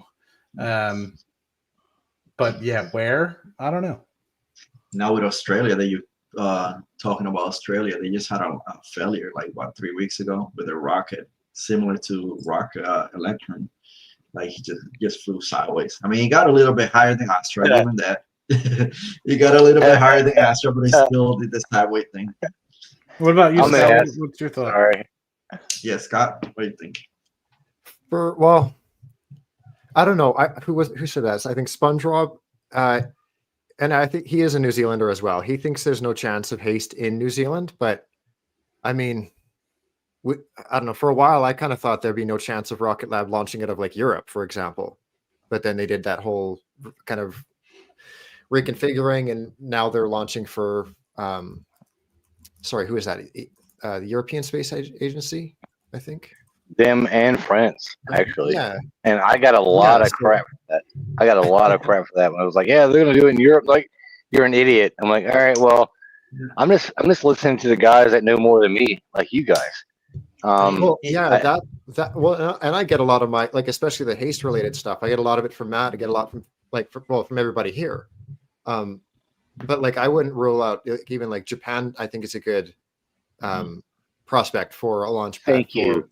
Well, I was going to say Haste in specific, but I don't think it's even Haste. I think if you look at their track record with Synspective, IQPS is another one as well. I think those have both been exclusive to this point with Rocket Lab. I'm not sure about going forward with Synspective. There was that. Well, long story short, I'm not sure. There's like 10 more launches, and I'm not sure if that's Rocket Lab related or what the deal is with Synspective. But no, you're 100% right. Yeah, and what if like we had Jacob? You guys know Jacob Keating. Oh, yeah. Where's Waldo? He's out there traveling right now. I don't have no idea where he's at, but he's out there traveling somewhere, probably stuck in the sand. But he came on and he said, "What if Haste is just a test platform, which is in the word of Haste, for Neutron?" And so if they do set up multiple launch platforms, and all right, so look at a Tesla. This is a little bit outside the box. Look at a Tesla. Look at their Gigafactory. They could sell their Gigafactory to other companies as far as a base platform, and other companies could buy that program basically. And sorry guys, I'm fucking drunk right now, but in short terms of words, it's but you look at Tesla. Yeah, I'm trying really hard right now just to maintain, man. I'm not gonna lie. If I better thing, I'm allowed to. But if you could sell the technology and the platform of a Tesla Gigafactory, then you can basically sell the platform and the technology of Haste. So you look at EU or France, they might not use all of the aspects of Rocket Lab when it comes to launch and everything else, but they're going to use our technology. They're going to buy their technology, and we're going to make Rocket Lab, or not we, but Rocket Lab is going to make revenue off of that. So seeing them expand into multiple different countries that are allies, it might just be a test bed for what's going to come in the future for Neutron. So you guys know what we do here, man. It's Haste Club. We think crazy outside the box stuff. So, what are you guys' ideas of Neutron being multinational? Yeah, it's definitely coming. Like it absolutely. It's just a matter of time, in my opinion. Like same thing exactly with what we're seeing with like. I mean, yeah, we're in the US, we're in New Zealand. It looks like we're heading to Europe. We're basically in Australia. That's a little bit of a weird one. They set up the subsidiary like 2 years ago now. That Yeah. hasn't really gone anywhere, but it wouldn't Right. surprise me if maybe Haste starts launching out of Australia. Maybe it's less complicated from Australia than Yes. New Zealand, for example, or Yep. even like Neutron. I've been mentioning that for a while too, because when Peter has been asked about Neutron launching from New Zealand, his thing is sorry, is it methane that's the bottleneck? Yeah. And well, I'm like, well, okay, well, what about what if we go to Australia? Is there more methane there? Is there enough, or is that kind of like an industry that needs to be built in New Zealand, or like I don't know? Maybe that's another question for Peter. Is like what could that be facilitated, and like how much heavy lifting would that take? But yeah, to answer Great the question. question, definitely, Great question. Yeah, but definitely. I'm actually with Scott on that. I don't think the Haste will launch out of New Zealand, to be honest, because like I don't see the need for it. Like New Zealand, they're really like they don't like that military stuff and the weapons. So Australia has hypersonics, and they have a need for hypersonics out of Australia and maybe other programs. But I don't think Haste will go to New Zealand. I mean, we're gonna have it here in the States, Europe, and Australia. Maybe that's what I think.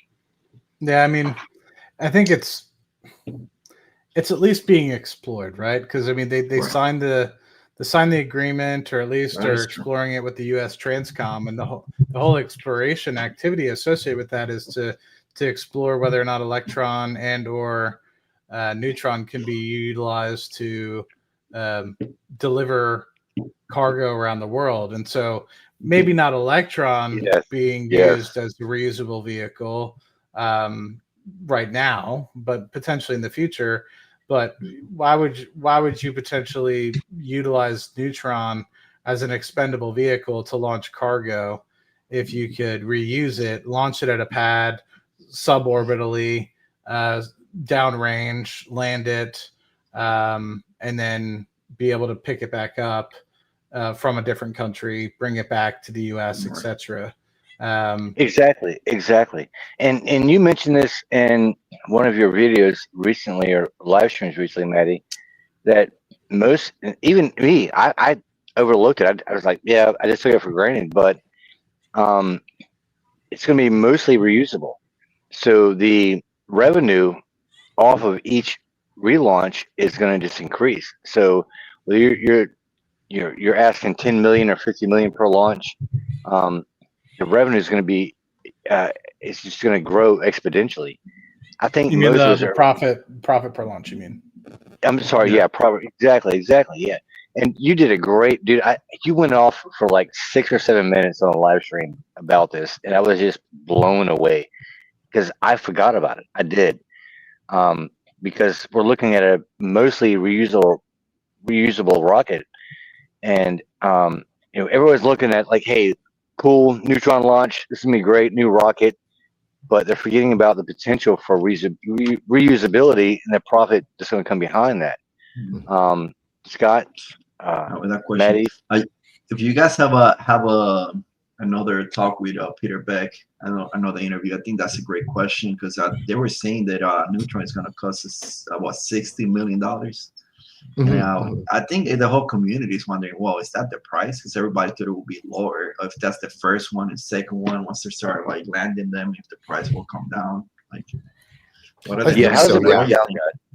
How does it break down? I mean, in your mind, how does it break down as far as profitability over each use? I mean, I'll run the numbers quick, and then I actually do have to get going. I got to put my daughter to bed here, but like my understanding is like it's the first stage that costs 60 million, and those I don't think we're going to see.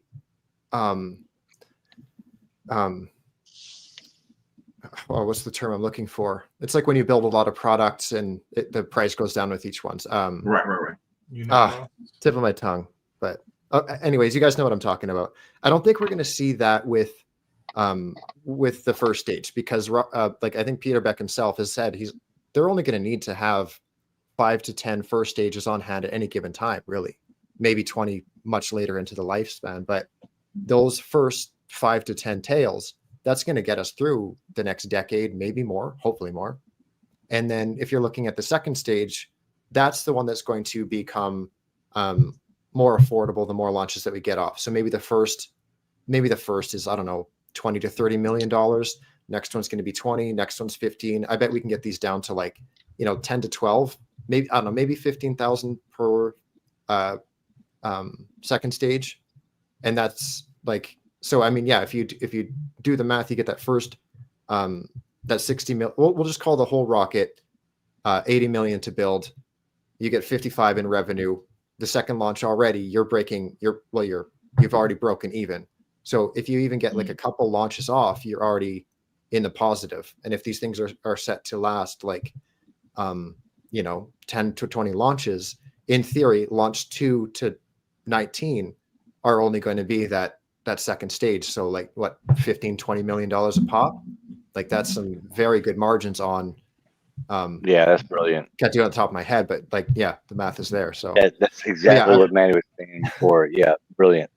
Yeah, but Brilliant. Anyways, I gotta head out, guys. Chris, happy birthday! Thanks for having me on. And love you. Hey, thanks, talk bro. to you guys soon. Cheers. Got to hug that daughter for you, man. Love you, bro. Thanks for coming on. We'll see you soon. And I'm glad I gave you some things to think about. We'll talk soon, my bro. Love you. See you guys. All right, man. Scott. Yeah, I think the direct quote I've heard out of the horse's mouth at the moment has been 10 is what the design is 10 reuses. But obviously, I think Falcon 9 wasn't even designed to be reusable day one, and they've been able to launch a single booster at least 25 times is the max, at least from what I've heard last I checked in. So, I mean, if you think about it, 10 is what the design case is from day one. So fingers crossed that they meet the design case. And if that's the case, if you think about it, $62 million for a single booster, well, then you're looking at $6.2 million unit cost, or not unit cost, per flight, right? And so if you're getting 55 million, yes, you're still going to have the cost of running the operation itself, right? But, that's probably not going to be the other $50 million or whatever it's going to cost to be able to have you run in the negative. And so then if you think about it, you are able to get it to 20. So, I mean, I'm fairly confident that I forget what tweet I had, but basically by the time you get to 100 launches, I wouldn't be surprised if you have less than 25 neutrons being used in total. I forget what it was, but I think it was like by 2032 or whatever, I think I said, you'll have over 150 launches. And those 150 launches will be from less than 25 neutrons. Yeah, no, actually, it wasn't a post. It was about a 7-minute rant on I think about 2 or 3 weeks ago on the weekly. You just went off, bro. And you went off and you were dropping freaking truth bombs. I was like, holy crap, this is one of the best lives I've ever seen in my life. Sorry. Yeah, sometimes I'm like, I need to settle the fuck down in some of those. No, it was brilliant, dude. That's why we follow you, dude. And you know how it is. Every once in a while, we always screw up and we give bad advice, but every once in a while, man, we hit on like some just key, brilliant stuff and we roll with it. It was easily your best video. It was easily your best point, in my opinion. If you guys get a chance, always follow Maddie, but always follow weekly. Go back about 2 or 3 weeks. Maddie just went off, man. He went like 5 or 7 minutes nonstop and was just dropping numbers and truth. And I was like, I need to buy more Rocket Lab. I think I was upset that day or something. I think somebody upset me like about Rocket Lab, or like I think they were telling me I was an idiot for not selling or something like that. And I'm like, I don't think you understand. I think somebody had criticized me because I said, sorry to cut you off, especially because it's your birthday. I feel bad. But it's like basically it was right after we had kind of hit $50 or something like that. And I think where the place I was coming from was everyone's like, you're an idiot. It's going to go back down. I'm like, I know it's going to go back down. Of course it's going to go back down.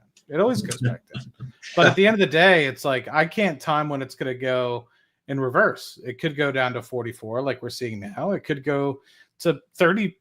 It could go down to 25, but I don't know when it's going to reverse back up to 50, 60, $70, right? So I can't, but what I can say is that I'm going to hold the goddamn stock. So, you know, and I'm not going to take the chance of selling a great opportunity and some great news comes out, or for some reason, Bill Ackman decides to get involved and everybody and their mom wants to buy a piece of Rocket Lab, and there's not enough. I mean, there's only 500 million shares, for God's sakes. It's not like it's Amazon or Google where there's 10 billion shares outstanding.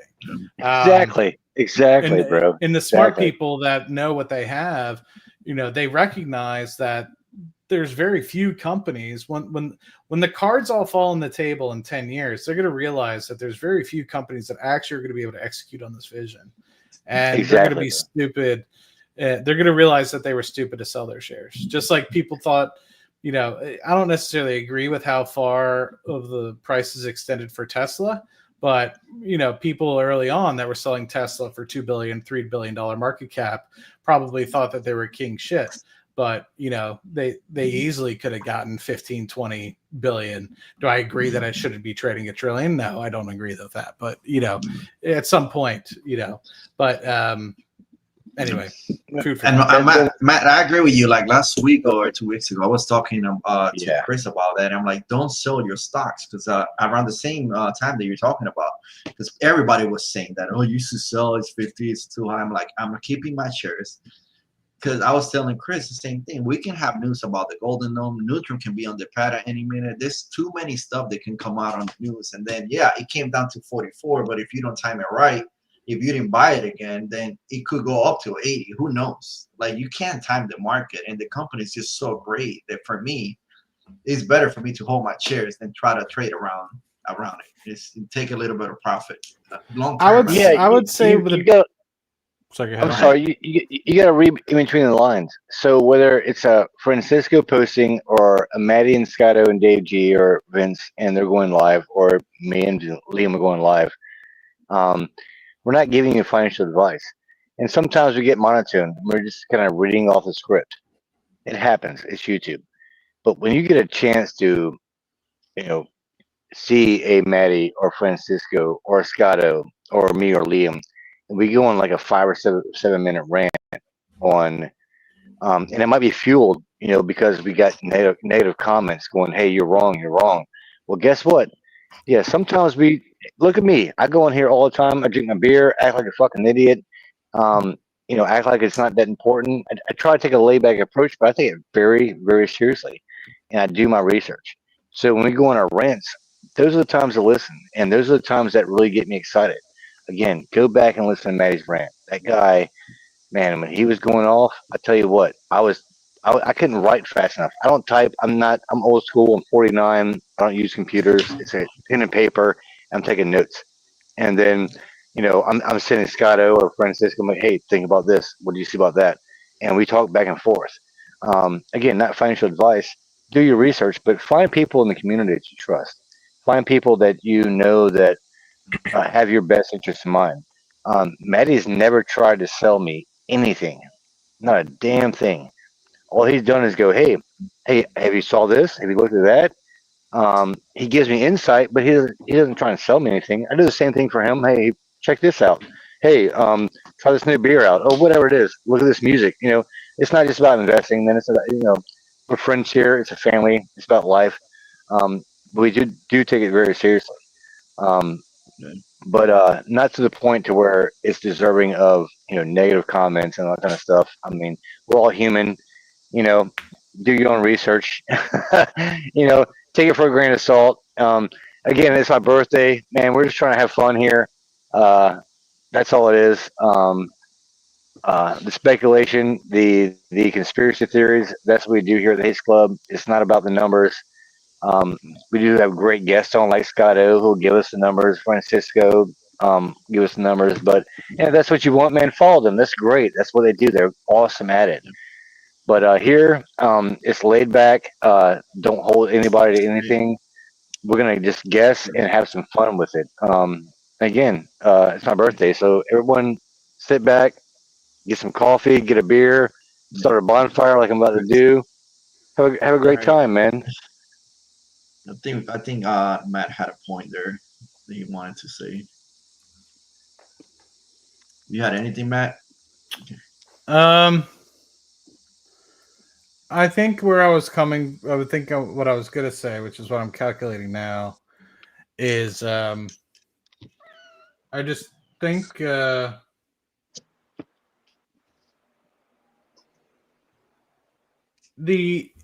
ops cash flow isn't actually as bad as I think a lot of people think. And so, I mean, really, all you need to get to is to a place where, you increase the revenue by a certain amount, probably another 30-40%. And the company's actually going to be free cash flow positive, not just profitable, but free cash flow positive, investing back into itself, adding cash to the balance sheet, right? So we're talking about a company that if all things remain equal and continues to remain in business and nothing bad happens, we'll have a solid balance sheet and basically be adding cash back and be able to not only being able to invest in stuff, but no longer be dilutive, right? And continue to grow. Right. So I think that we're so much closer to being where we want to be than people truly understand. And really, I think it's clouded by this large expense of spending $300 to $350 million over the past 5 years from Neutron. So it's difficult because you come from a base in 2021, 22, 23 of ramping up the business, coupled by spending $300 to $350 million on building Neutron. And so if we were building Neutron, if the business was as strong as it is today, and we were making $400 to $500 million in revenue over the past 4 to 5 years, I don't think people would be batting an eye. But I think the hard part is we came from a base of less than 5 years ago producing less than $100 million a year to now producing close to $500 million a year in revenue, and that's where I think people are starting to be like, are these guys going to be able to do it? So I think that if you think about it, where we came from to where we are today, coupled with the fact that we've had all this expenditure and we're on the precipice of growing and at the precipice of getting to not only profitability, but actually within the next few years being free cash flow positive, that the fact that people have any negative statement about the company and have any negative doubt toward Adam is very short-sighted. And so Excited. I don't know. I mean, it's pretty impressive. Like, I didn't expect the company to be close to profitability until 28, maybe. And so the fact that they're even thinking about 2026 at all is insane to me when they started talking about that. And so, well, you mentioned the 2022 investors live meeting, and you go back and watch that video, and they say this is what we want to do in the next 5 years, and we want to acquire these kind of companies. Well, because of the economy or what we want to blame it on, we were able to acquire the Maryland complex. We bought out Virgin in California. We bought out Solera. We bought up several other companies, and we're ahead of the schedule. But we spent more money than we, intended to spend over that time frame. So, and we're having to fulfill contracts. So when you buy a company like a Solera, that's maybe they're losing money on a contract, we have to fulfill that contract, and then we have to wait for a profit after 8 months, 12 months, 14 months. So we're not seeing a large profit margin that we would normally see because we're still fulfilling those past contracts, taking a loss. I think a good point with the Solera stuff. Yeah, I think Adam Spice said that they're already done with those contracts, right? If I'm not mistaken, it was one of the interviews that you guys did, right? You guys asked them about that. It's getting close, and just by the gross margins that we saw, like that was the probably the thing that I touched on most. Sorry, I feel like I'm stealing time away from Wallops Vantage, so cut me off. I feel like I'm not letting you talk. But that was the thing I was most impressed by this quarterly report was the gross margins. I mean, for a space business to have gross margins north of 35% and continue to increase is very impressive.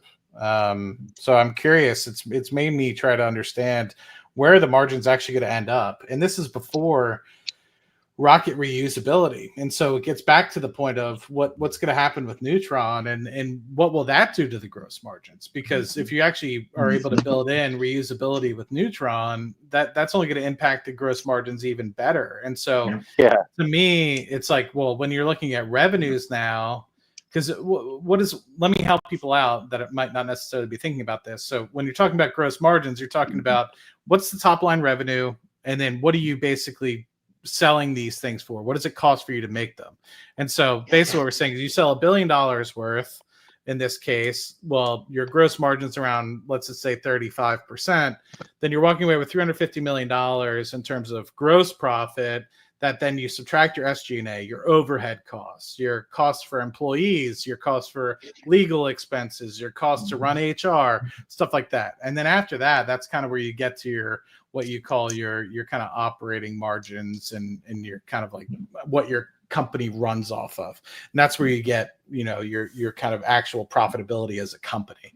And so the fact that we're even getting to the place of 35%, 36% gross margins, it makes me think like, well, shit, I was thinking we would end up kind of in the low 30s. Yeah. So maybe we're actually going to end up in the low 40s, maybe in the mid 40s. Yeah. Like I underestimated. So that alone, if you think about it, the difference between low 30s and low 40s, that 10% delta is a 30% like ridiculous, like 30 to 35% uplift in the total margin that the company will end up with. And so that expands the total value of the company potentially by 30%. Anyway. Now I'm with you, Matt. And a lot of people, they don't really do the deep dives into the Rocket Lab. I mean, I had to talk to so many people and tell me, you joke around it. It's not just a rocket company. It's more than that. Now there's more people, I think, that are opening up their eyes, even from big funds now. They really are getting to know what Rocket Lab is really about. Some of them, they just thought it was a freaking Electron. It's a rocket company, and everybody's waiting on Neutron. But in reality, like Rocket Lab is more than that, as we know. But on top of all that, man, like we didn't get a contract. We haven't got a big contract in a year and a half or something like that. Like the last SDA contract was like a year and a half ago, I think. It's been a while since they got a big contract. For SDA or for anything. Like I don't think we had a contract. Nothing large announced. No. But that's we see a lot of small contracts coming up that has potential to building up into larger contracts. What would you consider large, though? I mean, we got the first Neutron contract in like April, right? Well, that's true. Now I'm talking about satellites, not Neutron. Got it. Constellation, space system, stuff like that. That is hard to calculate in anything that you do. You don't know what that's going to really bring in when they start building like a constellation for themselves or a big contract for DoD or something like that. So it's just really hard, and that money's going to drop at some point. That's one of the reasons that I tell people not to sell their stocks. I'm like, I'm sorry, like I'm holding. Well, it shows how early we are. I mean, it just shows how early we are in space. I mean, look at the last 15, 20 minutes of the stream from between Scott and Maddie giving that brilliant freaking info. You guys know I hate the numbers, but I love the numbers. I really do love the numbers. Secretly and quietly, that's why I follow Maddie and Scotto. And they consistently bring this stuff. And sometimes it's a little bit outside the box. And I encourage that always. Don't beat these guys up. But these guys are right 9 times out of 10, and they're fair. And they're fair about their evaluations and the numbers. And it's worth looking up and considering. And love to hear your feedback, as always. Francisco, we've actually, sorry guys, normally we jump in the chats a lot more. I'm sure we've missed a few things. We've been on for a while. I'm sure Maddie's like, I need to get the hell out of here. I've been live earlier, so we don't take too much advantage of his time. Thanks, Maddie, so much, bro. Love you so much. Thanks for coming on. Let's if we can hit some chats, answer some questions, and then let's just go enjoy our night, man. The shots you got June and Curtis. They're talking about like I guess doing calls on their shares and stuff like that for profits. That's what they're talking about. I guess they announced Lemonade. I don't know. Do you guys? Sorry to interject. Do you guys know anybody that's won the retail spot yet? No.